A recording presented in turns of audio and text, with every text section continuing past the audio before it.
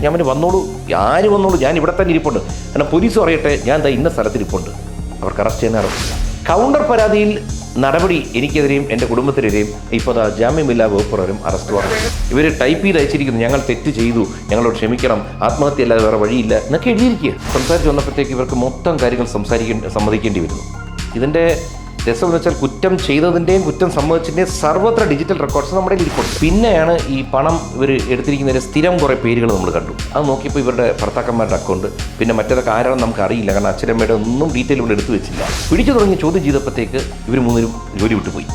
ഇവർ പിന്നീട് വിളിച്ചിട്ട് ചേച്ചി ഇങ്ങനെ പറ്റിപ്പോയി, അങ്ങനെ പറ്റിപ്പോയി, ഞങ്ങൾ ക്ഷമിക്കണം, 2000-3000 രൂപ ഞങ്ങൾ എടുത്തു. കൂട്ടത്തിൽ കുറച്ച് പേര് നമ്മളെ ചതിച്ചാൽ നമുക്കൊന്നും ചെയ്യാൻ പറ്റില്ല. അത് വിശ്വാസ വഞ്ചന എന്ന് പറയുമല്ലോ. സ്ത്രീകൾ അത്ര ശക്തരാന്ന് ഇവർക്കൊരു തോന്നലുണ്ട്. വളരെ ശക്തരാ. 9 മാസം ഒരു കുഞ്ഞിനെ ചുമന്ന് പ്രസവിക്കാമെങ്കിൽ അസാമാന്യ ശക്തരാ.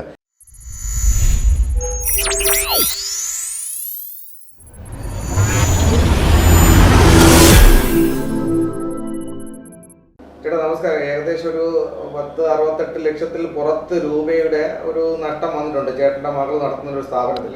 അപ്പോൾ ഇത്രയും നാളായിട്ട് ഈ ഒരു നഷ്ടം വന്നത് അത് എന്തുകൊണ്ട് നിങ്ങൾ അറിഞ്ഞില്ല? അത് നമ്മുടെ ഒരു പോരായ്മ തന്നെയാണ്, ഒരു പിടിപ്പുകേട് തന്നെ സ്ഥാപനത്തിൽ. കാരണം ഇവള് കൃത്യമായിട്ട് പൊയ്ക്കൊണ്ടിരുന്നതാണ്, നല്ലപോലെ ബിസിനസ് ചെയ്തുകൊണ്ടിരുന്നു. അപ്പോൾ കല്യാണം കഴിച്ചു. സ്വാഭാവികമായിട്ടും ആ സമയത്ത് ഒന്ന് അയഞ്ഞു. അതിന് പുറമെ ഗർഭിണിയായപ്പോഴത്തേക്ക് സ്ത്രീകൾ ഗർഭിണികളാകുമ്പോൾ സ്ത്രീകൾക്ക് മനസ്സിലാവും ഈ സിക്നസ് ഉണ്ടാവും, പലർക്കും ഛർദിലും ബഹളവുമായിട്ട്. അങ്ങനെ ഒരു 5-6 മാസം ബുദ്ധിമുട്ടായിപ്പോയി.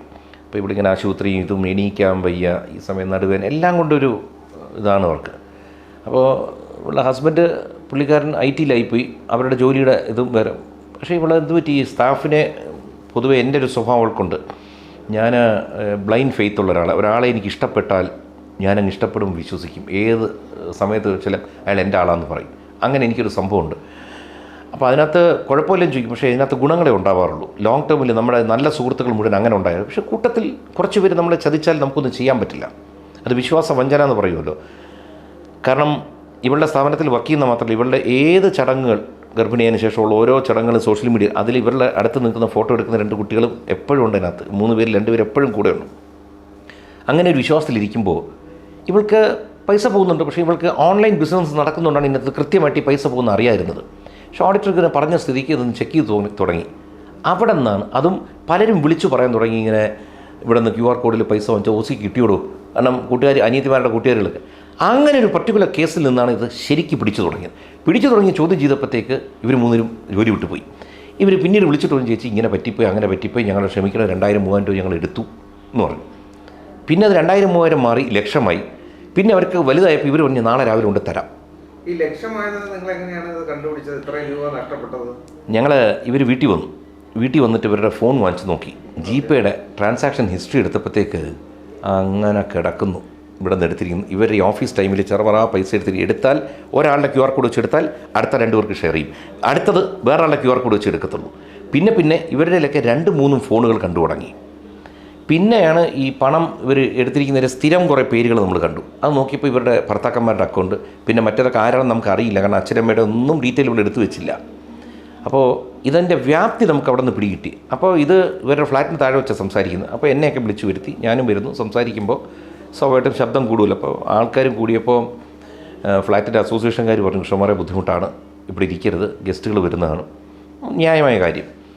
അങ്ങനെ ഞങ്ങൾ അവിടെ നിന്ന് കാറുകളെല്ലാം അറേഞ്ച് ചെയ്ത് ഈ കുട്ടികളെയും നമ്മുടെ മക്കളെല്ലാവരെയും നമ്മുടെ ഓഫീസിലേക്ക് വരുന്നു, ഈ സ്ഥലത്തേക്ക്. അവരൊപ്പം ഉണ്ടായിരുന്നു?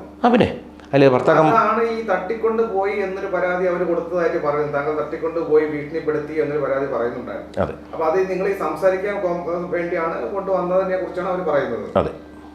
അങ്ങനെ ഇവിടെ വരുന്നു, ഇവിടെ ഇരുന്ന് സംസാരിച്ച് വന്നപ്പോഴത്തേക്ക് ഇവർക്ക് മൊത്തം കാര്യങ്ങൾ സമ്മതിക്കേണ്ടി വരുന്നു. ഇതിൻ്റെ രസമെന്ന് വെച്ചാൽ കുറ്റം ചെയ്തതിൻ്റെയും കുറ്റം സമ്മതിച്ചതിൻ്റെയും സർവ്വത്ര ഡിജിറ്റൽ റെക്കോർഡ്സ് നമ്മുടെ ഇരിപ്പുണ്ട്. വീഡിയോ റെക്കോർഡിങ്സ് എല്ലാം താങ്കളുടെ കയ്യിലുണ്ട്? അതെല്ലാം സ്റ്റേഷനിൽ കൊടുത്തിരിക്കുന്നു. പോലീസ് ഒന്ന് ബാക്കി എടുത്തോണ്ടും പോയി. CCTVയുടെ ഈ ബിൽഡിങ്ങിലില്ല, ബാക്കി എല്ലാ കെട്ടിടത്തിലും CCTV ഉണ്ട്. എല്ലായിടത്തെ റെക്കോർഡ്സും പോലീസ് സ്റ്റേഷനിലിരിക്കുക. അപ്പോൾ നമ്മളിതെല്ലാം കഴിഞ്ഞ് സംസാരിച്ചിട്ടുണ്ടപ്പോൾ ഇവർ പറഞ്ഞു ഞങ്ങൾക്ക് ഇങ്ങനെ പറ്റിപ്പോയതാണ്, ഒരു കാരണവശാലും വെളിയിൽ അറിയിക്കരുത്, ഞങ്ങൾ കുടുംബമായിട്ട് കഴിയുന്നതാണ്. ഞാൻ പറഞ്ഞു നിങ്ങൾ ചെയ്യുമ്പോൾ കുടുംബം ഇല്ലായിരുന്നോ, ആലോചിച്ചില്ലേ? കുറ്റസമ്മതം നടത്തുന്ന വീഡിയോ ഉണ്ടോ? അവർ മണിക്കൂർ കണക്കുള്ള വീഡിയോയും ചാറ്റ് ഇന്ന് എല്ലാം ഷെയർ ചെയ്തിട്ടുണ്ട്, പത്രക്കാർക്ക് എല്ലാ സുഹൃത്തുക്കൾക്കും കൊടുത്തിട്ടുണ്ട്.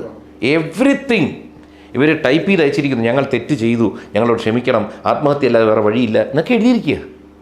അതുകൊണ്ട് നമ്മളെന്താ അതീവ സുരക്ഷിതമായിട്ട്, കാരണം നമുക്കറിയാം ഇവരെല്ലാം കുഴപ്പം കാണിച്ചു കഴിഞ്ഞാൽ നമുക്കറിയില്ലല്ലോ. അപ്പൊ ഇവരൊരു കോംപ്രമൈസ് സ്റ്റോക്കിലോട്ട് എത്തിയതിനു ശേഷമാണോ താങ്കൾ പരാതി കൊടുക്കാൻ കാരണം എന്തായിരുന്നു? അപ്പോഴും പരാതി കൊടുത്തില്ല. ഇവിടെ വന്ന് സംസാരിച്ചു. ഒരു കുട്ടിയുടെ ഭർത്താവ് പുറത്തു പോയി ഒരു 3-4 മണിക്കൂറിനകത്ത് 8 ലക്ഷത്തി ചില രൂപ കൊണ്ട് തന്നു. അതിൻ്റെ വീഡിയോ ഉണ്ട്. അതിനുശേഷം ഇവരൊരു ബാക്കി ഞങ്ങൾ ചെക്കായിട്ട് മറ്റേ തരാം, നാളെ ചെക്കുമായിട്ട് വരാമെന്ന് പറഞ്ഞ് ഇവിടെ നിന്ന് ഇറങ്ങുന്നു. നാളെയോ മറ്റോ ഏതോ ദിവസങ്ങൾ പറഞ്ഞിട്ട് ഇവിടെ നിന്ന് പോകുന്നു. പോയി കഴിഞ്ഞാൽ രാത്രി എനിക്ക് തോന്നുന്നു ആരെങ്കിലും ഉപദേശിക്കാൻ വരുമല്ലോ. അവിടെയാണ് ഈ പ്രശ്നം. ഇവരുടെ പൈസ ഇരിക്കുകയാണല്ലോ. ഇവർ ഈ പൈസ കൊണ്ട് കൊടുത്തു, ആരോ തെറ്റായ ഉപദേശം കൊടുത്തപ്പോൾ ഇവൻ വിളിച്ച് മോളെ ഒന്ന് ഭീഷണിപ്പെടുത്തി നോക്കി. അത് ഇവരുടെയൊക്കെ ഒരു തെറ്റായ ധാരണ, സ്ത്രീകളെ വിളിച്ച് ഭീഷണിപ്പെടുത്തുക, ഗർഭിണിയെ ഭീഷണിപ്പെടുത്തിയ കാര്യം എളുപ്പം നടക്കുന്ന സ്ത്രീകൾ അത്ര ശക്തരാന്ന് ഇവർക്കൊരു തോന്നുന്നുണ്ട്. വളരെ ശക്തരാ. 9 മാസം ഒരു കുഞ്ഞിനെ ചുമന്ന് പ്രസവിക്കാമെങ്കിൽ അസാമാന്യ ശക്തരാ. മോള് വെച്ചാൽ ഇങ്ങനെ ഒരു സംഭവം ഉണ്ടെന്ന് പറഞ്ഞു. സ്വാഭാവികമായിട്ടുള്ള BP കയറിപ്പോയി. കാരണം വെച്ച് കഴിഞ്ഞാൽ ഗർഭിണിയായിട്ടിരിക്കുക. അടുത്ത ദിവസം രാവിലെ ഞാൻ അസിസ്റ്റൻറ്റ് കമ്മീഷണർ അദ്ദേഹത്തിൻ്റെ ഓഫീസിൽ കൊണ്ടുവന്ന് പരാതി കൊടുത്തു. അദ്ദേഹത്തിന് മ്യൂസിയത്തിട്ട് കൊടുത്തു എന്നറിഞ്ഞപ്പോഴത്തേക്ക് ഇവരുണ്ടെന്ന് ഒരു കൗണ്ടർ പരാതി കൊടുക്കുന്നു. മ്യൂസിയത്ത് ഇങ്ങനെ പൈസകൾ തട്ടിക്കൊണ്ടുപോയി മറ്റേയാണെന്ന് പറഞ്ഞു. ഞങ്ങളെ കെട്ടിയിട്ട് പണം അടിച്ചുകൊണ്ട് പോയി. ഇത് കൗണ്ടർ പരാതിയാണ് അവർ കൊടുക്കുന്നത്. ഞങ്ങൾ പരാതി കൊടുത്തു എന്ന് പറഞ്ഞപ്പോൾ തെറ്റ് ചെയ്തവർ നമുക്കെതിരെ പരാതി കൊടുക്കുന്നു. അതായത് അവർക്ക് രക്ഷപ്പെടാൻ വേണ്ടി സാധാരണ എല്ലാ കേസുകളിലും കണ്ടുവരുന്ന ഒരു രീതിയാണ് പരാതി കൊടുക്കുമ്പോൾ തിരിച്ച് കൗണ്ടർ പരാതി കൊടുക്കുന്നത്, അവർക്ക് പിടിച്ചു നിൽക്കാൻ വേണ്ടി. അബ്സല്യൂട്ട്ലി. ഈ കൗണ്ടർ പരാതിയുടെ പ്രത്യേകിച്ച് സാധാരണ കൗണ്ടർ പരാതിയിൽ അന്വേഷിച്ചിട്ട് അവർക്കറിയാം കൗണ്ടർ പരാതിക്ക് നിലനിൽപ്പില്ല, പ്രാധാന്യമില്ല. പക്ഷേ ഇവിടെ കൗണ്ടർ പരാതിയിൽ നടപടി എനിക്കെതിരെയും എൻ്റെ കുടുംബത്തിനെതിരെയും ഇപ്പോൾ ജാമ്യമില്ലാ വകുപ്പ് പ്രകാരം അറസ്റ്റ് വാറണ്ട്. എങ്ങനെ സംഭവിച്ച കാര്യം? താങ്കളാണല്ലോ പരാതിപ്പെട്ടത്. അപ്പം നിയമപരമായിട്ട് അന്വേഷണം താങ്കൾ കൊടുത്ത പരാതിന്മേലാണ് ആദ്യം നടക്കേണ്ടത്. കൗണ്ടർ പരാതി സെക്കൻഡറി മാത്രമാണല്ലോ. അപ്പൊ എന്തുകൊണ്ട് സ്റ്റേഷനിൽ ഇങ്ങനെ സംഭവിച്ചത്? ഏത് സ്റ്റേഷനിലാണ് കൊടുത്തത്? Museum station. അപ്പൊ എന്തുകൊണ്ടായിരിക്കും അത് അങ്ങനെ സംഭവിച്ചത്? താങ്കളോട് എന്തെങ്കിലും വ്യക്തിവൈരാഗ്യമോ അല്ലെങ്കിൽ വേറെ എന്തെങ്കിലും തെളിവ് താങ്കൾക്കെതിരായിട്ട് കിട്ടിയത് കൊണ്ടാണോ? എന്തുകൊണ്ടായിരിക്കും ഈ കൗണ്ടർ പരാതി അവർ മുൻഗണന കൊടുത്തത്? അല്ല, ഏതെങ്കിലും ഒന്നും കാണണമല്ലോ. കാരണം വെച്ചാൽ ഒന്നുകിൽ വ്യക്തിവൈരാഗ്യം എന്ന് വെച്ചാൽ നമ്മൾ മുൻപേ കണ്ട് പരിചയമുള്ളവരായിരിക്കും. ഇല്ലെങ്കിൽ ചിലപ്പോൾ ഇനി രാഷ്ട്രീയപരമായി അദ്ദേഹത്തിനുള്ള വൈരാഗ്യം ഉണ്ടെന്ന് എനിക്കറിയത്തില്ല. പക്ഷേ എനിക്ക് ആരോടും നമുക്ക് വൈരാഗ്യമില്ല. പ്രത്യേകിച്ച് പോലീസുകാർ എൻ്റെ അടുത്ത് എന്നും നല്ല രീതിയിൽ പെരുമാറിയിട്ടുള്ളൂ. ഇന്ന് വരെ എൻ്റെ 56 വർഷത്തിൽ വയസ്സ് ജീവിതത്തിൽ ഒരു പോലീസുകാരൻ്റെ അടുത്ത് മോശമായി ബിഹേവ് ചെയ്തിട്ടില്ല. പോലീസിൻ്റെ യൂണിഫോം ഇട്ട്, കാരണം ഞാൻ യൂണിഫോം ഇട്ടവരെ അങ്ങോട്ട് വിഷ് ചെയ്യുന്ന ഒരാളാണ്. കാരണം എൻ്റെ അച്ഛൻ യൂണിഫോം ഉണ്ടായിരുന്ന ആളാണ്. അതിരിക്കട്ടെ. അപ്പോൾ ഇതിനകത്ത് ഈ കൗണ്ടർ പരാതിയുടെ കാര്യം നോക്കുക. ഈ കൗണ്ടർ പരാതി മേ ബി അവരുള്ള തെളിവ് ഹാജരാക്കിയിട്ടുണ്ടെങ്കിൽ അതിനും കുഴപ്പമില്ല, കാരണം അത് അവരുടെ അവകാശമാണ്. പക്ഷെ നമ്മുടെ കയ്യിലിരിക്കുന്ന തെളിവുകൾ മുഴുവൻ അവരും കണ്ടു, പോലീസും കണ്ടു, നമുക്കും അറിയാം. അവർ നമുക്കെതിരെ കൊണ്ടുവന്നിരിക്കുന്ന തെളിവ് എന്താണെന്ന് ഒരിടത്തൊന്നും അറിയാൻ കഴിയുന്നില്ല. ഇനി അവർ കോടതിയിലോട്ട് മൂവ് ചെയ്തിട്ടുണ്ടോ, അവരുടെ പുറകിൽ വേറെ ആരെങ്കിലും ഉണ്ടോ, ഇതൊന്നും നമുക്കറിയില്ല. നമ്മളെ സംബന്ധിച്ചിടം അറസ്റ്റ് വാറണ്ടായെന്ന് അറിഞ്ഞു, നമ്മൾ പറഞ്ഞു ശരി, നമ്മൾ ഒരിടത്തും ഒളിച്ചോടാൻ പോകുന്നില്ല. അതുകൊണ്ടാണ് പത്രമാധ്യമങ്ങൾ വിളിച്ചു കാര്യങ്ങൾ അറിയുന്നു. എനിക്കിതുവരെ ഒരു ഇൻറ്റിമേഷൻ സ്റ്റേഷനിൽ നിന്ന് കിട്ടിയിട്ടില്ല എനിക്കെതിരെ നടപടി എടുത്തിട്ടുണ്ടെന്ന്. സാധാരണ FIR ഇട്ടാൽ നമുക്ക് അപ്പം SMS ഇടണം. എൻ്റെ നമ്പർ അവിടെ കൊടുത്തിട്ടുണ്ട്. അതും പോട്ടെ. ഇതറിഞ്ഞ ഉടനെ ഞാൻ എന്ത് ചെയ്തു, പലരും എന്നെ വിളിച്ചു. ഞാൻ വന്നോളൂ, ആര് വന്നോളൂ, ഞാൻ ഇവിടെ തന്നെ ഇരിപ്പുണ്ട്. കാരണം പോലീസ് പറയട്ടെ ഞാൻ ദാ ഇന്ന സ്ഥലത്തിരിപ്പുണ്ട്, അവർക്ക് അറസ്റ്റ് ചെയ്യാം. ഞാനും എൻ്റെ കുടുംബം എല്ലാവരും 6 പേരും ഇരിപ്പുണ്ട്. ഓർക്കണം, എൻ്റെ 4ാമത്തെ മോളെന്നൊക്കെ പറഞ്ഞാൽ 20 വയസ്സുണ്ട്. ഈ 4 മക്കൾ, ഭാര്യ, ഞങ്ങൾക്കെതിരെ എവിടെയെങ്കിലും കേരളത്തിലെ ഏതെങ്കിലും പോലീസ് സ്റ്റേഷനിൽ ഒരു കേസ് ആരെങ്കിലും ഫയൽ ചെയ്തിട്ട് നിങ്ങൾക്ക് പറയാൻ പറ്റുമെങ്കിൽ പറയൂ. അങ്ങനെ ഹിസ്റ്ററി ഉള്ളവരല്ല, ഇതിനോടൊന്നും ഞങ്ങൾക്ക് താല്പര്യമുള്ളവരല്ല. അപ്പോൾ അത് തന്നെ പോലീസ് ആദ്യം പരിശോധിക്കേണ്ടതാണ്. ഇതുവരെ ഞങ്ങൾക്കെതിരെ ഒരിടത്തൊരു പരാതിയില്ല. അവർക്കെതിരെ ഉണ്ടെന്ന് ഞങ്ങൾ പറയുന്നില്ല. പക്ഷേ നഷ്ടപ്പെട്ടവർ, മാനസികമായിട്ട് ബുദ്ധിമുട്ട് അനുഭവിക്കുന്നത് ഞങ്ങളാണ്. എന്നിട്ട് പോലും ഇവർ പെൺകുട്ടികളാണ്, ഇവർക്കൊന്നും ദോഷം ഉണ്ടാവരുതെന്ന് വെച്ചാൽ പരാതി പോലും കൊടുക്കാമെന്ന് ഭീഷണി പെടുത്തിയപ്പോൾ പരാതി കൊടുക്കേണ്ടി വരുന്നു. അതിന് കൗണ്ടർ കേസ് കൊടുത്ത ഞങ്ങൾക്കെതിരെ നടപടി വരുന്നു. ഈ കൗണ്ടർ കേസ് കൊടുത്തത് താങ്കൾ എങ്ങനെയാണ്? സ്റ്റേഷനിൽ വിളിച്ച് അറിയിക്കുകയാണോ അതേ മാധ്യമങ്ങൾ വഴിയാണോ പറഞ്ഞത്? ഞാൻ രാവിലെ നമ്മുടെ ഓഫീസിൽ നിന്ന് ഇരിക്കുമ്പോഴത്തേക്ക് എന്നെ പലരും ഫോൺ ചെയ്യുന്നു. ഏഷ്യാനെറ്റിൽ നിന്ന് വിളിക്കുന്നു, മാതൃഭൂമി വിളിക്കുന്നു. ചേട്ടാ ഇതെന്താണ് വിഷയം? ഇങ്ങനെ 24 ചാനലിൽ ഇങ്ങനെ വന്നിരിക്കുന്നു. ഞാൻ പറഞ്ഞു കണ്ടില്ല. അപ്പോഴാണ് ഈ കാര്യങ്ങളൊക്കെ അറിയുന്നത്. കുറച്ച് കഴിഞ്ഞപ്പോൾ എല്ലാ പത്രക്കാരും വിളിക്കുന്നു. ഞാൻ പറഞ്ഞു വന്നോളൂ, ഞാനിവിടെ തന്നെ ഇരിപ്പുണ്ട്, നമുക്ക് ഒരിടത്തും പോകാനില്ല. പക്ഷേ അതിൻ്റെ അപകടവശം ഒരാൾ വിളിച്ചു പറഞ്ഞു, കൃഷ്ണകുമാറെ ശനി ഞായർ ഒക്കെയാണ്, പിടിച്ചുപോകാൻ അകത്തിടാം. ഞാൻ വിധി ഉണ്ടെങ്കിൽ നമുക്ക് കുടുംബത്തോട് അകത്ത് പോകാൻ യോഗം ഉണ്ടാവും, അതിന് കുഴപ്പമില്ല. പക്ഷേ എപ്പോഴും നമ്മളെല്ലാവരും നമ്മുടെ കുടുംബങ്ങൾ, പ്രത്യേകിച്ച് പെൺമക്കളാണെങ്കിൽ അവരെ സംരക്ഷിക്കാൻ നോക്കും, തെറ്റ് ചെയ്തിട്ടില്ലെങ്കിൽ. അപ്പോൾ ഞാൻ ആലോചിച്ചു, ഏറ്റവും ഉന്നത സ്ഥലത്ത് തന്നെ നമ്മൾ ഇത് അറിയിക്കണം. നമുക്കിവിടെ ഒരു മുഖ്യമന്ത്രി ഉണ്ട്, അദ്ദേഹമാണ് ആഭ്യന്തരം കൈകാര്യം ചെയ്യുന്നത്. അദ്ദേഹത്തിൻ്റെ ഓഫീസുമായിട്ട് ബന്ധപ്പെട്ടു. എനിക്ക് ശരിയും നല്ലതെന്ന് പറയാൻ ആഗ്രഹമാണ്. ഏറ്റവും ശക്തമായ, ഏറ്റവും ഉചിതമായ, എനിക്കും കുടുംബത്തിന് ഏറ്റവും ആശ്വാസം പകരുന്ന വാക്കുകളാണ് അവിടെ നിന്ന് ഇങ്ങോട്ട് വിളിച്ച് ഫോണിൽ പറഞ്ഞു. നിങ്ങൾ ഈ കാര്യത്തിൽ ഒട്ടും വറിയിടാവേണ്ട.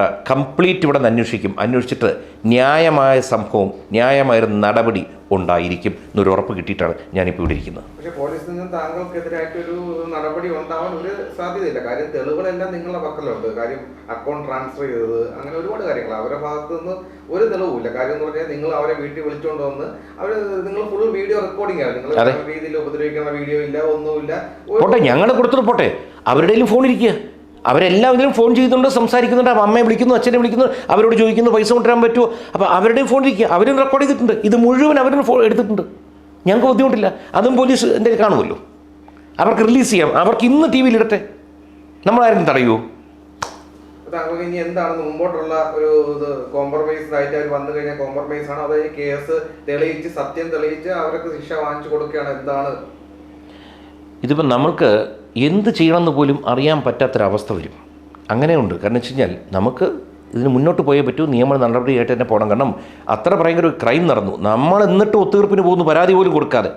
നമുക്കെതിരെ വരുമ്പോൾ നമ്മൾ ഇനി വലിയൊരു ആശയക്കുഴപ്പത്തിൽ പോകും. കാരണം വെച്ച് കഴിഞ്ഞാൽ ഇനി നമ്മൾ നടപടിയിലോട്ട് പോയില്ലെങ്കിൽ വലിയ ബുദ്ധിമുട്ട് വരും. അതുകൊണ്ട് ഇന്ന് തന്നെ നമ്മുടെ ലോയേഴ്സോട് വന്നിരിപ്പുണ്ട്, വെയിറ്റ് ചെയ്യാണ്. അവരുമായിട്ട് സംസാരിച്ച്, പ്രത്യേകിച്ച് മുഖ്യമന്ത്രിയുടെ ഓഫീസിൽ നിന്ന് ഇങ്ങനെ പറഞ്ഞിരിക്കുന്നുണ്ട്, അവരെയും അറിയിച്ചതിന് ശേഷം മാത്രമായിരിക്കും നടപടി ഉണ്ടാവുക. ജീവിതത്തിൽ ആദ്യമായിട്ടാണ് ഇങ്ങനൊരു സിറ്റുവേഷൻ ഫേസ് ചെയ്യുന്നത്? തീർച്ചയായിട്ടും. കാരണം വെച്ച് കഴിഞ്ഞാൽ പലതരം ഇപ്പോൾ രാഷ്ട്രീയത്തിൽ നിൽക്കുമ്പോൾ ഇലക്ഷനുമായി ബന്ധപ്പെട്ട കേസുകളും മറ്റതൊക്കെ വരും. അതൊന്നും നമുക്ക് വിഷയമല്ല. മാത്രമല്ല പലരുടെയും കാര്യങ്ങളിൽ ഉൾപ്പെട്ട് ഈ സ്റ്റേഷനും ഈ പോലീസ് നമ്മുടെ ജയിലും ഒക്കെ ഞാൻ ധാരാളം പോയിട്ടില്ല. കാരണം നമ്മളുമായി ബന്ധപ്പെട്ടൊരു കട കിടക്കുന്നു. ഓണത്തിന് ഞാനും ഭാര്യയും മൂത്ത മോളന്ന് ഇവിടെ ഓണത്തിന് ഗസ്റ്റായിട്ട് പൂജപ്പുര സെൻട്രൽ ജയിലിൽ പോകും. പ്രതികളുമായിട്ടും പോലീസുകാരായിട്ടും എല്ലാവരും നമ്മൾ ഇടപഴകി പോകുന്നതാണ്. അതുകൊണ്ട് ഇതൊക്കെ ഇങ്ങനൊരു അനുഭവം ജീവിതത്തിൽ ആദ്യമാണ്. പക്ഷേ ഞാൻ എതിരെ മക്കളോട് പറഞ്ഞു, ഇതെല്ലാം നമ്മൾ ചലഞ്ചസാണ് ലൈഫിൽ. നമ്മുടെ വളരുമ്പോൾ ഉണ്ടാകുന്ന ചലഞ്ചസാണ്. ഇതിനെ നമ്മൾ എങ്ങനെ കൈകാര്യം ചെയ്യുന്നു അതനുസരിച്ചായിരിക്കും നമ്മുടെ മുന്നോട്ടുള്ള ജീവിതം. ഇവിടെ നമ്മൾ തകർന്നു പോയാൽ നമ്മൾ പിന്നെ വളരില്ല, അവിടെ നിന്നു. ഇവിടെ നമ്മൾ നെഞ്ച് വിരിച്ച് നിന്ന് കൊടുക്കണം. കാരണം നമ്മുടെ ഭാഗത്താണ് 100% സത്യവും ന്യായവും. പ്രകൃതിക്കൊരു ഇതുണ്ട്. തൽക്കാലം ചിലപ്പോൾ നമ്മളെ ഒന്ന് തള്ളിയിട്ടിട്ട് പിന്നെ അങ്ങോട്ട് എണീപ്പിക്കും. ഇത് മുന്നോട്ടുള്ളൊരു വലിയ ജൈത്രയാത്രയുടെ തുടക്കമായിട്ട് ഞാൻ ഈ കാണുന്നത്. കാരണം അത്രയും സത്യസന്ധനായി ജീവിച്ച, കാരണം 4 പെൺമക്കളെ വളർത്തി പോകുമ്പോൾ എനിക്കും ഒരു ചീത്തപ്പേര് വരാൻ പാടില്ല. വന്നാൽ അതിൻ്റെ കളങ്കം അവരുടെ പുറത്ത് വീഴും. അപ്പോൾ അങ്ങനെ ജീവിച്ച ഒരാളാണ്. അതുകൊണ്ട് ഞാൻ എന്നും ഒരു പ്രോസസ്സിൽ, അതായത് ദൈവത്തിൻ്റെ ഒരു പദ്ധതിയുണ്ട്. ആ പദ്ധതിയിൽ വിശ്വസിച്ച് നമ്മൾ പോകണം. പദ്ധതിയിൽ വിശ്വസിച്ച് പോയാൽ കണ്ണടച്ചിരുന്നേച്ചാൽ മതി. ഏത് നടപടി നമുക്കെതിരെ വന്നാലും അത് മാറിപ്പോയിരിക്കും. അതിൻ്റെ ഉദാഹരണമാണ് മുഖ്യമന്ത്രിയുടെ ഓഫീസിൽ നിന്നുള്ള ആ വിളി പോലും. നമ്മൾ എന്നും സത്യസന്ധരായി പോവുക. സത്യമേ ചിന്തിക്കാവൂ, സത്യമേ പറയാവൂ, സത്യമേ പ്രവർത്തിക്കാവൂ. വിജയം കൂടെ വരും.